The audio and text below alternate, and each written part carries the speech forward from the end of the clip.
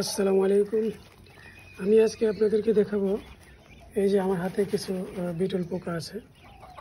এইগুলা আমি আমার কোয়েল আছে এখানে কিছু, এই কোয়েল পাখি কিভাবে খায় সেটা আমি আপনাদেরকে দেখাবো। আসলে পাখি যে পোকার জন্য এত আকর্ষণ সেটা আপনারা এখন দেখতে পারবেন ইনশাল্লাহ।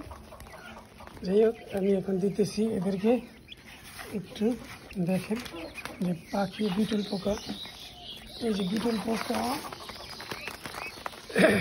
পোকা এই যে কোয়েল পাখি কিভাবে খায় দেখেন। এই যে দেখেন, বিটল পোকারও আকর্ষণ কোয়েল পাখি। এই যে এরা নিচ্ছে আর খাচ্ছে, কারাকারি করছে। আসলে যারা ওই কোয়েল পাখি পালন করেন ইয়ের জন্য, এদের প্রোটিনের ঘাটতির জন্য, আপনার ইচ্ছা করলে এই বিটল পোকাগুলো চাষ করতে পারেন অথবা বিটল পোকা নিয়ে খাওয়াইতে পারেন।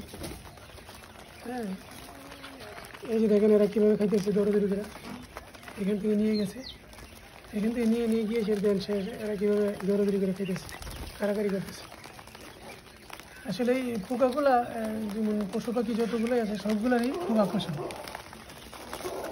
মুরুক্ষণ, তারপরে হাঁসকণ, পাখিক্ষণ, সবগুলাই এগুলা খাওয়ার জন্য একবারে পাগল হয়ে গেছে। যারাই বিটল পোকা নিয়ে কাজ করতে চান বা যাদের কোয়েল খামার আছে, তারা ওই প্রোটিনের ঘাটতি পূরণের জন্য আপনারা এই বিটল পোকা খাওয়াতে পারেন।